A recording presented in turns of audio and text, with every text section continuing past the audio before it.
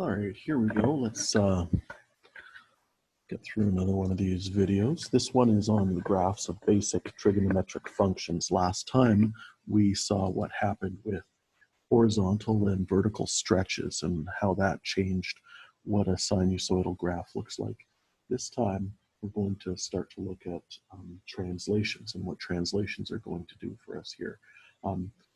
We are on page 189 of our textbook here. And here we go. Let's go ahead and see what happens with this graph. Y equals sine theta is our standard graph. And it says use our transformation skills to predict what happens with the graph of sine of theta plus pi thirds.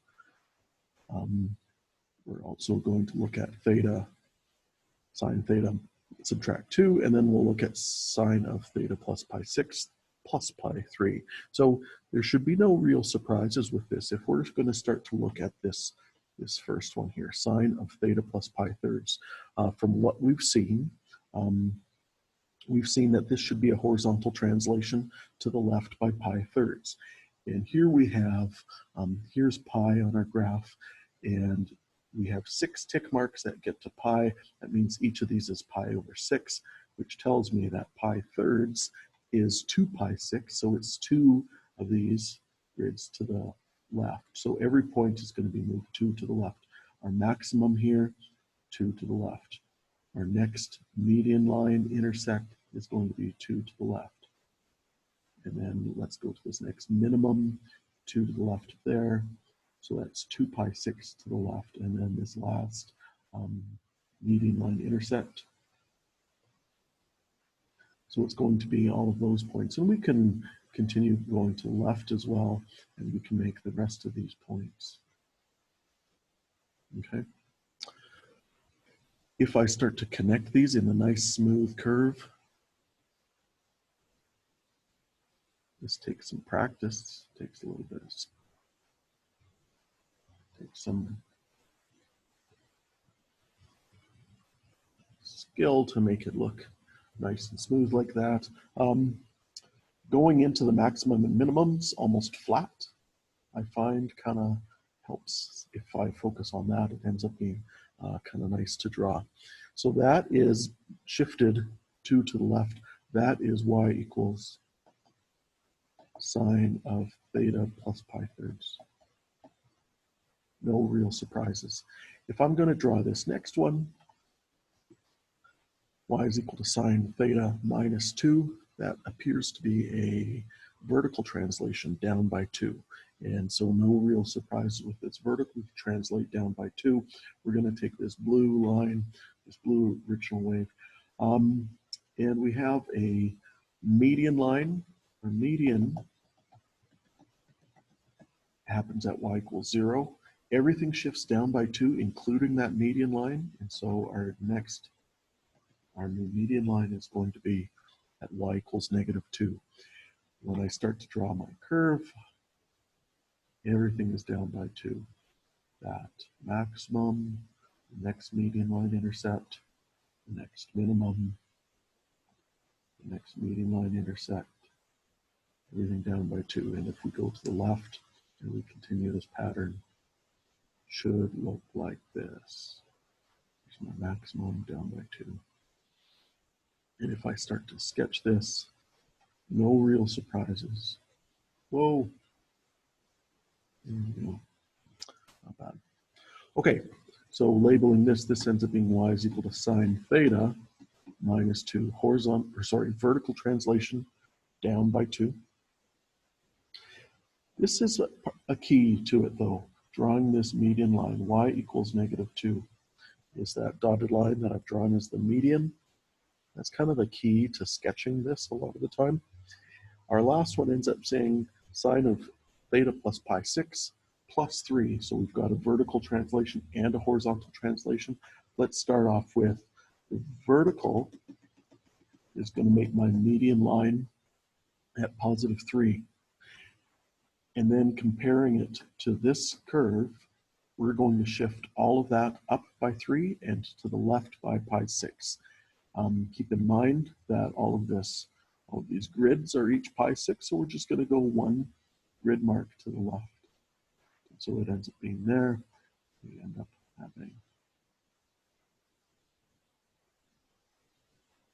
and if we carefully plot this out, 1 to the left, 3 to the up. It looks kind of like that.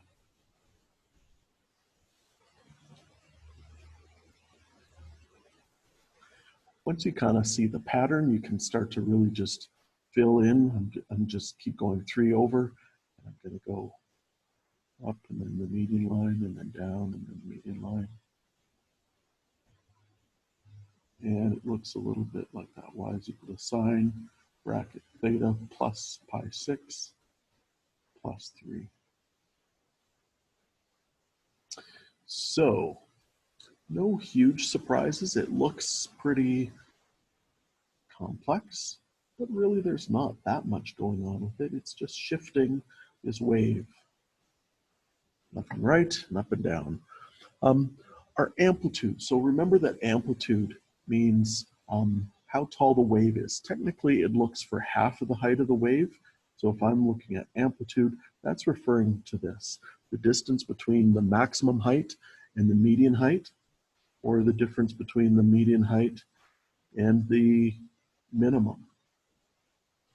We talked about how you could use that as a formula. So you could go max minus median, max minus median for your amplitude height. With all of these, because there's been no vertical stretch on it at all, our amplitude for all of this is just 1. Our period. Period refers to how long it takes to do one full cycle. Has that changed? No, it hasn't, because our period ends up being 1 full cycle. How long does this take to do? And it takes 2 pi for all of these. It has not been stretched. The period ends up being 2 pi.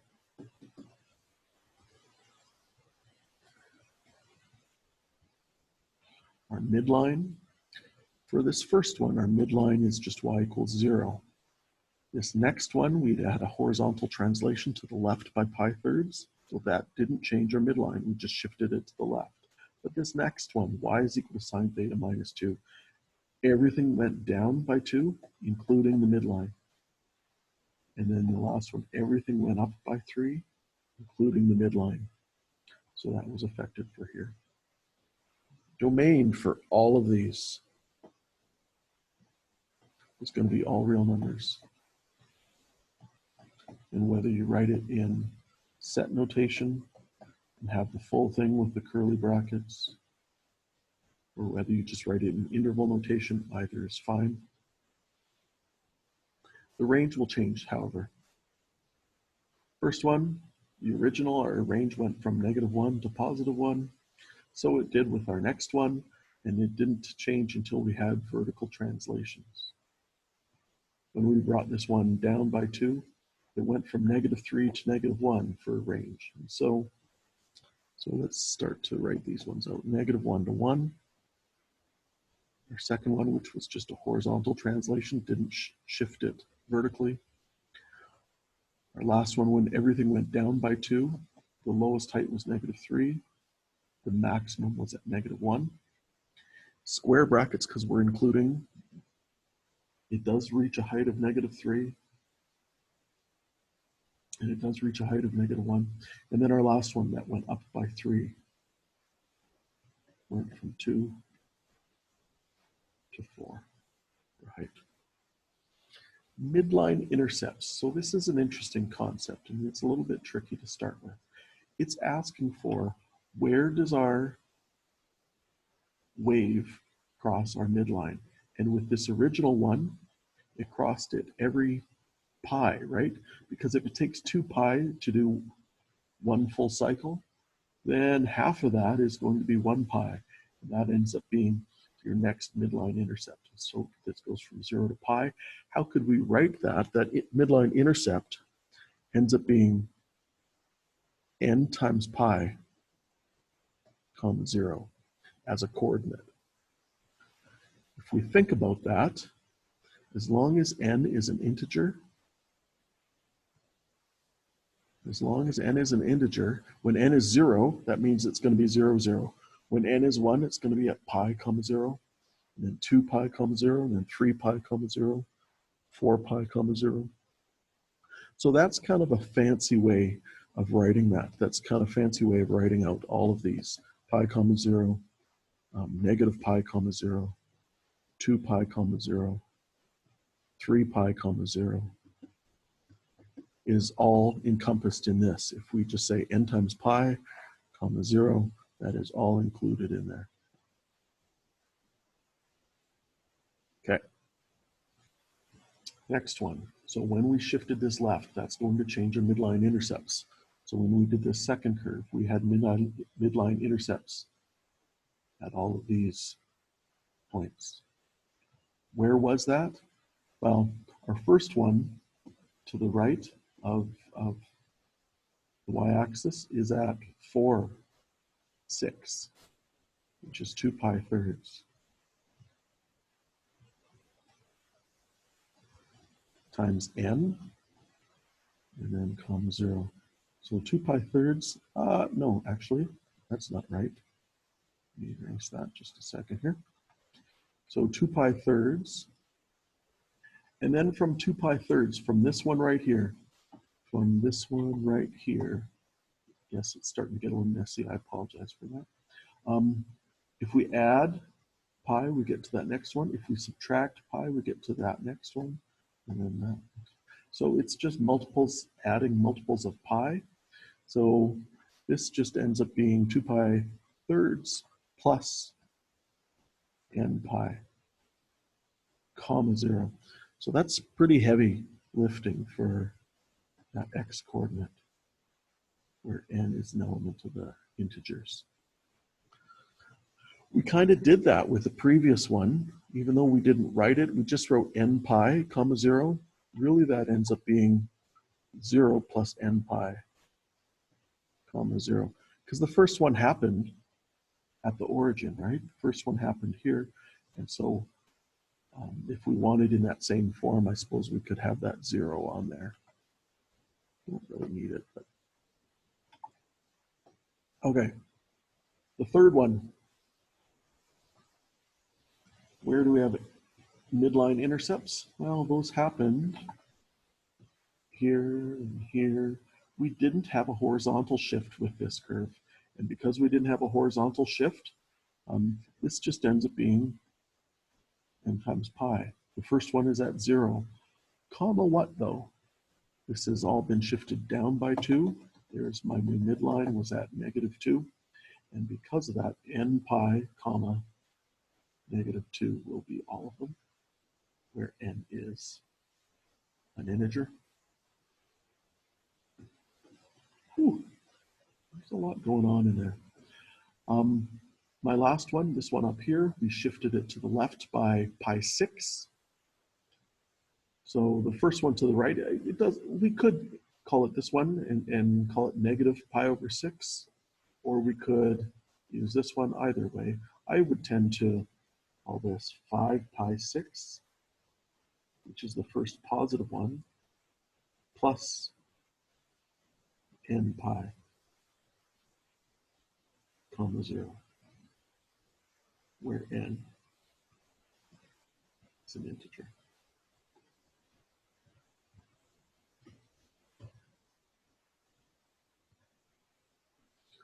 All right, y-intercept. For some of them, it's going to be obvious. For some of them, we're going to let x equal 0. For the first one, it kind of ends up being obvious that it's just at 0, 0.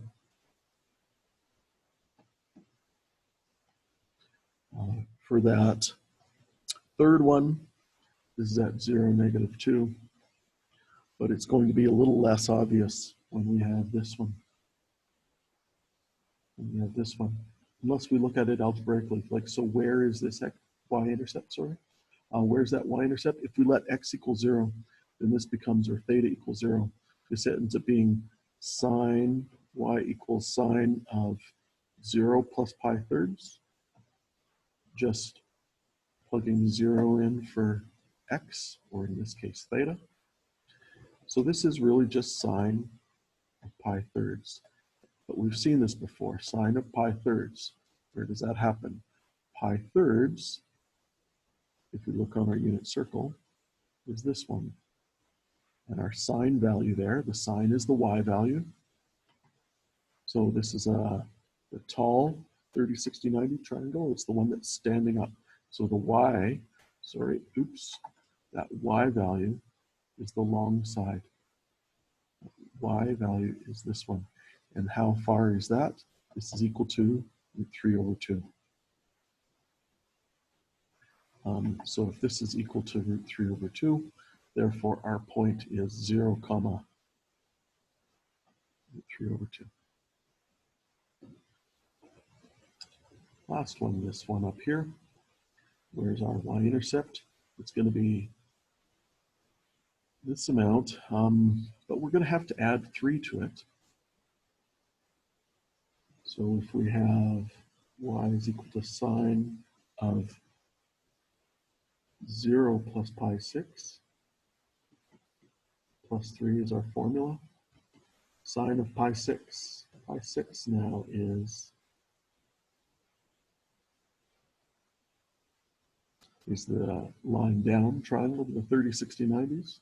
And so that side of the 30, 60, 90 triangle was 1/2.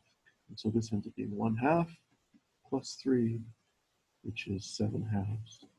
So therefore, our point, or y-intercept, is 0, comma 7/2. Make sure you answer the question as a point, please. It is a coordinate. And here we go, next page.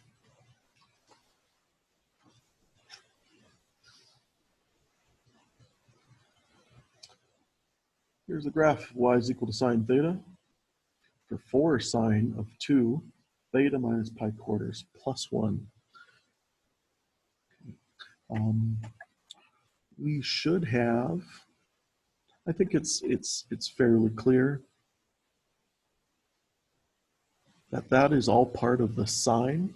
The pi quarters is going to be your horizontal translation. The 2 is going to be your horizontal stretch. Not your stretch factor, but it's going to have to do with this.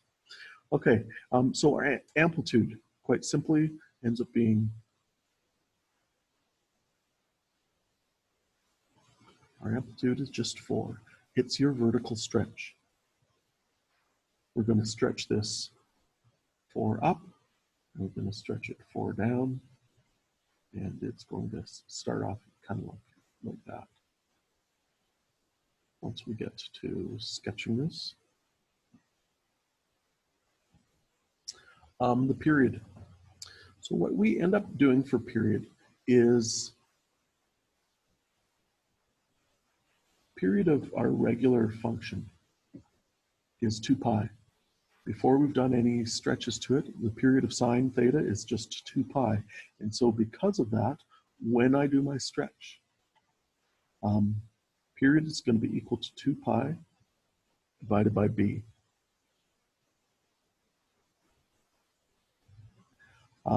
What's our b value in here? Our b value is 2. So this ends up being 2 pi divided by 2, which is just pi. That's going to make sense if we look at it as a horizontal stretch. We've got a horizontal stretch in here. My b value is 2, so we know that that's a horizontal stretch of 1/2. So it's 2 pi times 1/2, which just ends up being pi. Our midline equation. Our midline is going to be shifted. Everything on this graph is shifted up by 1, so this ends up being y is equal to +1. When we talk about phase shift, this has to do with our horizontal shift. With sinusoidal, it's called a phase shift or horizontal translation. First, same thing. And we know that we have shifted pi quarters to the right. Our domain should be all real numbers.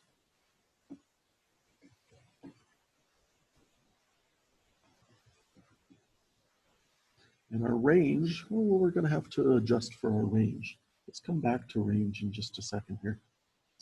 I don't know. If this is our midline, how much up from our midline do we go? If y equals 1 is our middle height, but our amplitude is 4. So from our middle height of 1, we're going to go up by 4. So that's the upper end of my range. From this middle height of 1, if I go down 4, we're going to have a range of from -3 to 5. And our y-intercept as an exact value will be y equals 4 times sine of 2, 0 minus pi quarters. And then we're going to go plus 1. If I've got sine of 2 times negative pi quarters, then this ends up being 4 times. We can evaluate that now. What's the sine of negative pi over 2? Sorry, we should multiply that. Sorry. 2 times negative pi over 4 is sine negative pi over 2. There we go. I'm getting ahead of myself. So 4 times sine of negative pi halves. Negative pi halves on our standard position, our unit circle. Negative pi halves is here. And the sine of that value is -1. So this ends up being equal to 4 times -1 plus 1. So evaluating that sign. And so this ends up being equal to -4 plus 1 is -3. Conclude with 0, -3.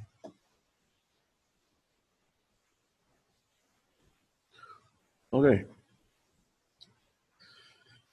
So now, knowing what we know about transformations in this graph, what do we have for transformations? So you don't need to write this all out, but we need to think about these things. We need to think about what happens with the stretch and what happens with the translation.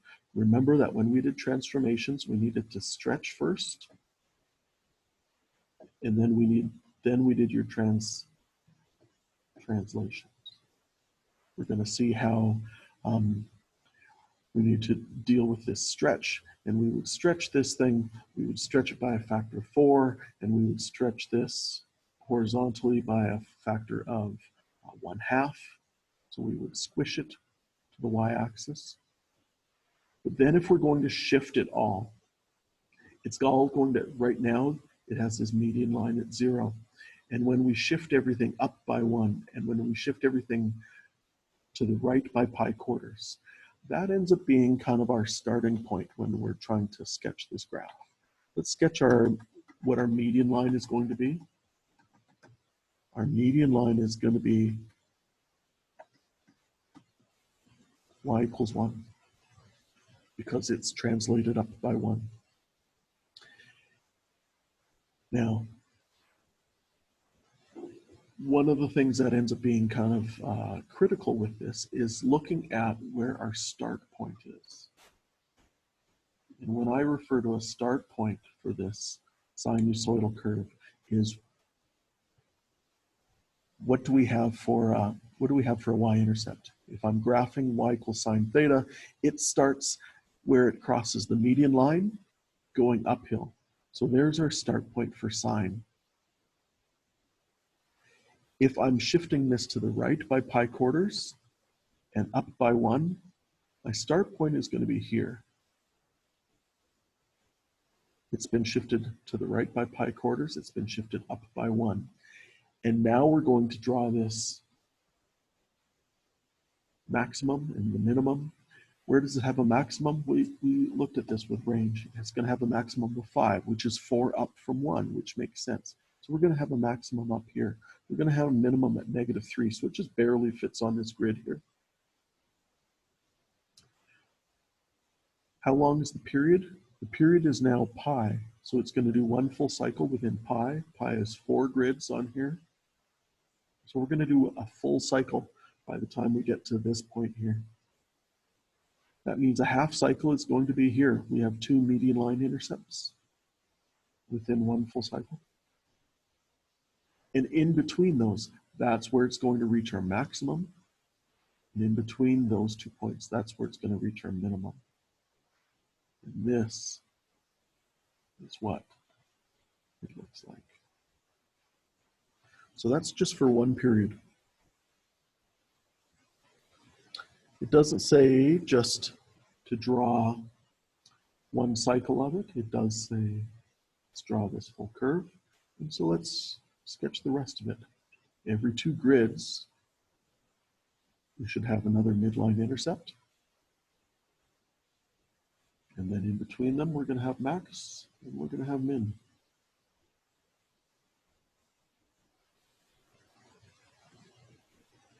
And I'm going to go back.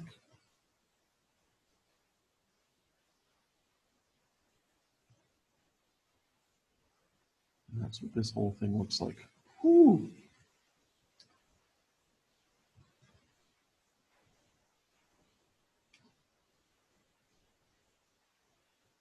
So going through this in steps, where would 0, 0 map to? If this has gone from 0, 0, it went up 1 and right 1. So 0, 0 was mapped to pi quarters, comma 1. How far apart are the original midline intercepts is what we looked at. Your original one used to have a period of 2 pi, and so they used to be pi apart. Which transformation affects how far apart those midline intercepts are? That's going to be your horizontal stretch.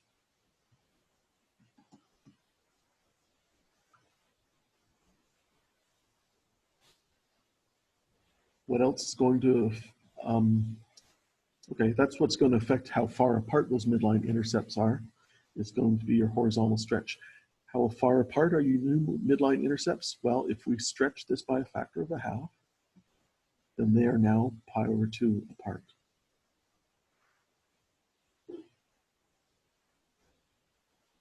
So those are all the things that we did in here, is we realized that, okay, so here was my new start point. It's going to be right here. That's kind of a critical piece to this, is find where the start point of this wave is. It's shifted to the right by pi quarters and up by 1. So there's our start point for sine. Okay. So what sorts of steps did we start with? Very first step, always draw your midline. In this case, it was y equals 1.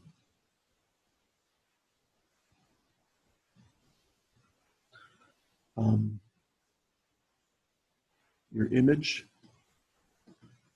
of your y-intercept. So that's your horizontal translation and your vertical translation. How much we moved up or down, how much we moved to the right. No, I'm sorry. That's not that. The image y-intercept, that was going to be 0, -3. That's what we started with.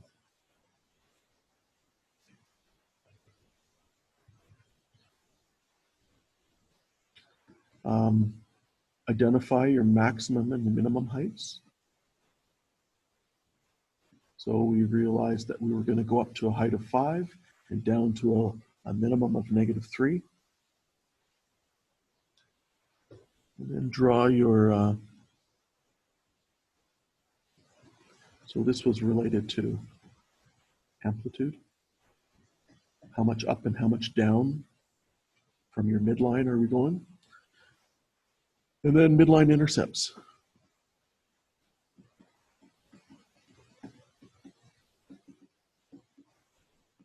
From your start point, we had them every pi halves instead of every pi, we had them every pi halves because we have a horizontal stretch factor half.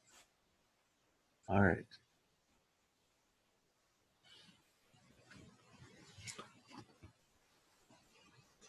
Next,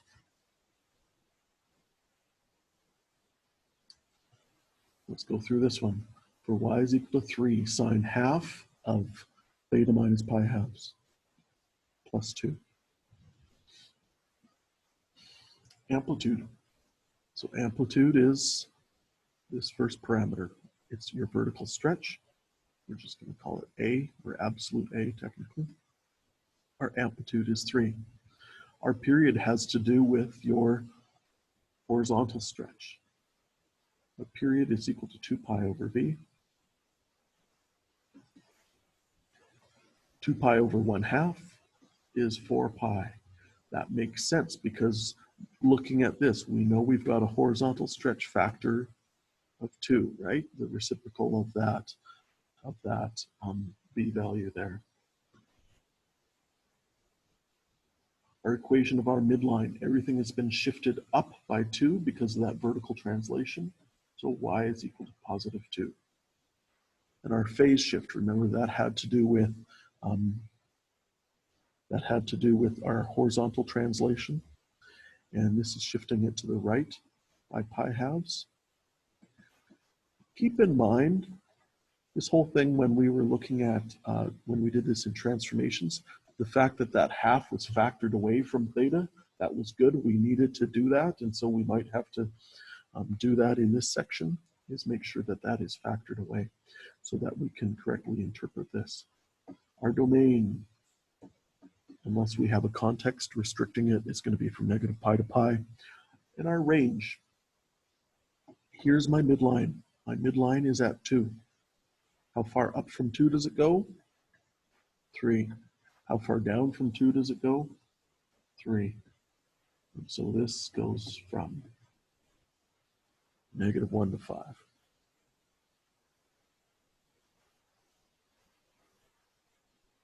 Y-intercept has an exact value. So let x equal 0. Y is equal to 3 sine half 0, not theta, 0 minus pi halves plus 2. We have 3 times sine of a half times negative a half is negative pi over 4 plus 2. And we think about negative pi over 4. Where's negative pi over 4? Remember, pi quarters is a 45 degree. And so negative pi over 4 is here. That tells me that my sine value, sine is the height. And that's negative root 2 halves. So we end up with 3 times negative root 2 over 2. And then we're going to add 2. It's going to take a little bit of massage work here to make this look like a simplified value. This is negative 3 root 2 over 2. And if I'm going to add 2 to that, if I'm going to get a common denominator, this is plus 4 over 2. All of that together, 0, comma, negative 3 root 2 plus 4 over 2. Holy junk, that's a lot. Okay, so let's start to graph this.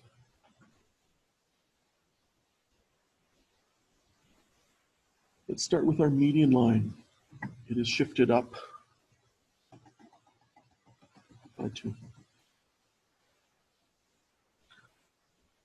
We have a maximum that goes 3 up from there, so we have a maximum of 5 and a minimum of -1. So our whole wave is going to be between those. We could graph the y-intercept. It's not pretty. -3 root 2 plus 4 all over 2. You could use your calculator and decimalize that to get our head around where it should be on this graph. And so if I type this all into my calculator, I get -3 square root 2 plus 4 divided by 2. And I get -0.12. So it's going to be down here somewhere. Should be. Let's see about the rest of these clues about how we're going to graph this. What else did we say we need to do next? So we drew the midline, we're good. We drew the image of the y-intercept, okay. So the image of that y-intercept, the image of the original y-intercept, that's where we went from back in this graph. We went from 0, 0. Where does the image of that go to? Well, it goes up one, it went right by pi quarters. So we're going to do the same thing here. This needs to go up by 2. There's my vertical translation. And I need to go to the right by pi halves. So up 2, that makes sense. There's my midline. And then to the right by pi halves. That's what we refer to as the start point of this wave. The start point of this sine curve. We have our maximum and minimum heights. Now we just need our midline intercepts. What did we have for period? Our period is now 4 pi because we have a horizontal stretch factor 2. So we used to have a period of 2 pi. 2 pi would mean that we would have midline intercepts every pi, right? Because we're going to have our second one by the time we get to 2 pi. But we've stretched this out. And because we've stretched this out to a period of 4 pi, if I add 4 pi to this start point, if I add 4 pi to that, that's pi halves. If I add 4 pi to that, that's going to be here. That's one full period. Halfway in between that, so if I add 2 pi to it, that gives me my next midline intercept. So every 2 pi, I'm going to have my next midline intercept. And I can go backwards and draw them back here, and then subtract 2 pi here, subtract 2 pi here. So those are all of my midline intercepts. My first one is this one. This is my start point. The last piece that I need to draw this is halfway in between these midline intercepts. I'm going to have my first maximum, because from my start point, it goes up. If we have positive sine theta, then it's going to go up. And then between the next two, it's going to have a minimum. And then between the next two, it's going to have a maximum. We can keep that pattern going. We go back to this minimum over here. And now that y-intercept makes sense. That y-intercept, we have some confidence that we got that in the right place. And all of this together looks like this. Draw a nice smooth curve that hits each of these points. The max and the min points, we try to kind of come through those kind of flat and a nice smooth curve. Let's do up here too.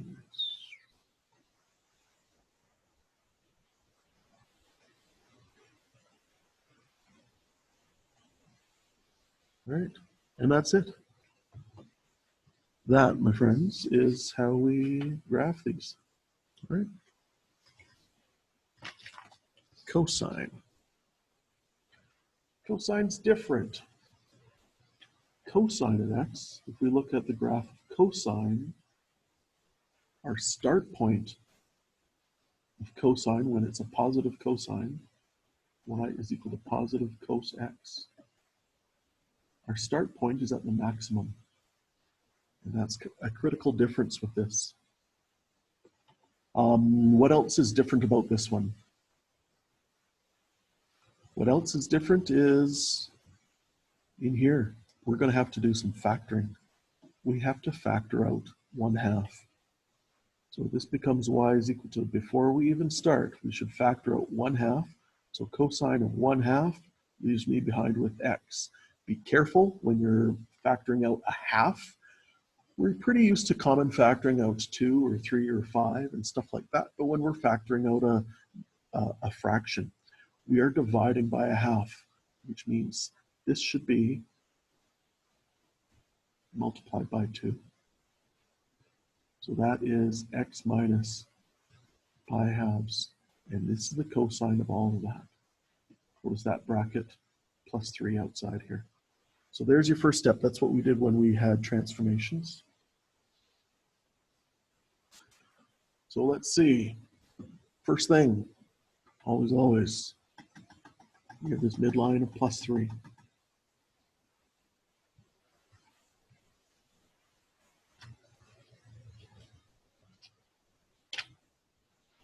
We have a maximum. We have an amplitude of 2 here. So we have a maximum of 5 and a minimum of 1. So our whole graph is going to fit between from 1 to 5 for our range.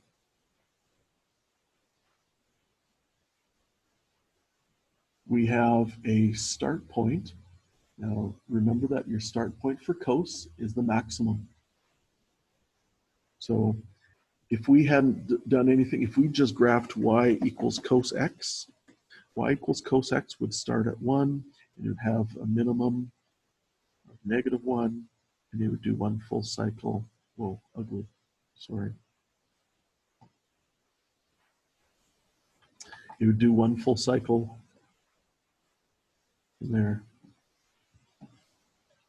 There we go. Okay, so that's what our original graph of y equals cos x would be. Our start point of cos is the maximum. So all of that said,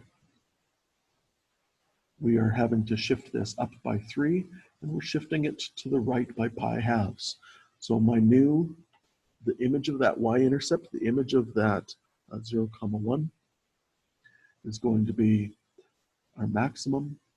That's shifted to the right by pi halves is going to be here.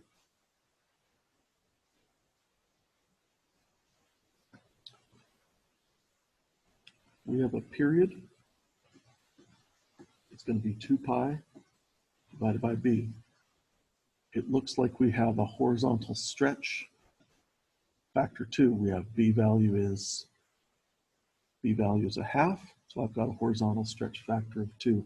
If I take 2 pi divided by b, this ends up being 2 pi divided by 1/2, which is 4 pi. It's going to take us 4 pi to do 1 full cycle. And if I add 4 pi to this maximum point here, that maximum point was at pi halves. If I add 4 pi to that, that's going to be right here. So 4 pi, that's 1 full cycle. Halfway in between those, so if I add 2 pi to that point, that's going to be our next minimum. Halfway in between those is going to be my midline intercepts. Halfway in between your max and your min is going to be your midline intercepts. And so every 2 grids, we have a midline intercept, and then we have a minimum back over here. And that's going to be this whole graph.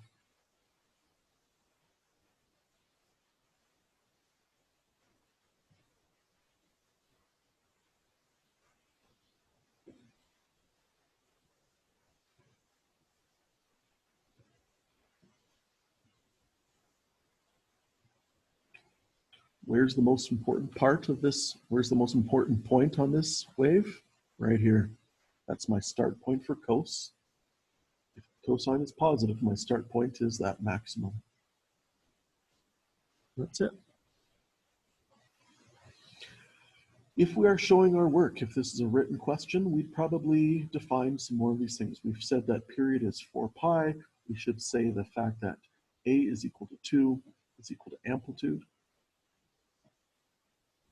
We should say the fact that our median line is y is equal to 3.